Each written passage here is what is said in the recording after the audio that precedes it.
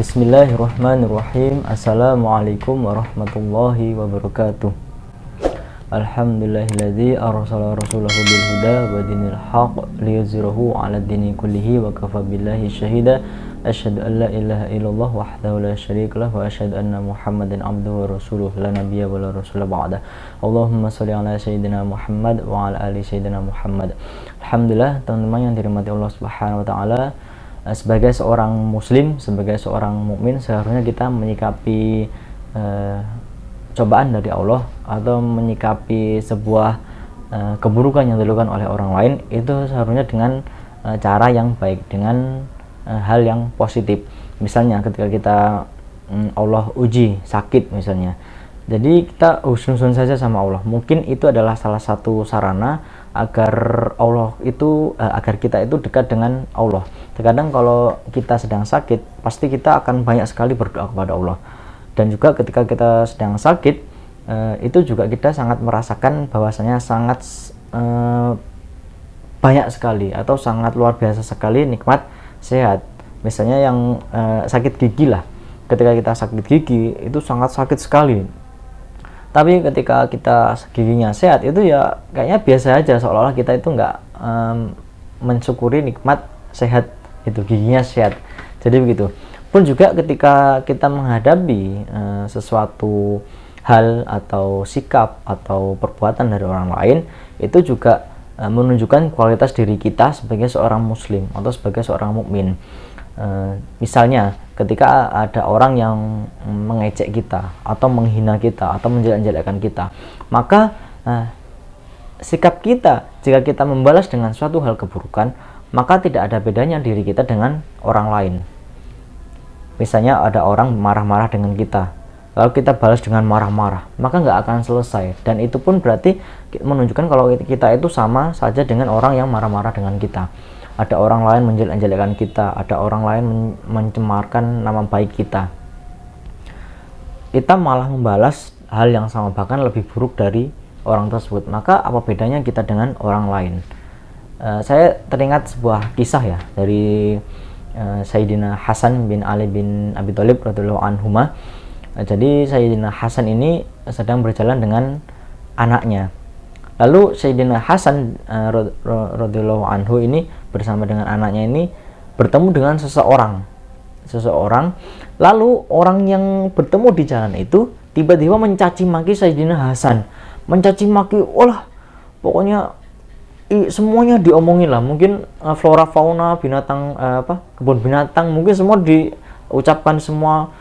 Terus mencaci maki Sayyidina Hasan, menjelek-jelekkan Sayyidina Hasan, melecehkan Sayyidina Hasan, pokoknya semuanya tuh sampai marem lah mungkin orang itu mencaci maki Sayyidina Hasan radhiyallahu anhuma.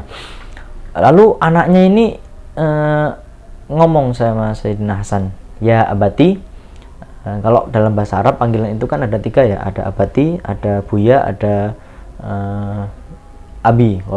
Kalau abi itu menunjukkan rasa sayang, kalau buya itu menunjukkan rasa hormat, atau kebalik ya, atau yang abi yang hormat, buya yang sayang, antara dua itulah. Nah kalau abati ini panggilan menunjukkan hormat dan juga sayang gitu seorang anak.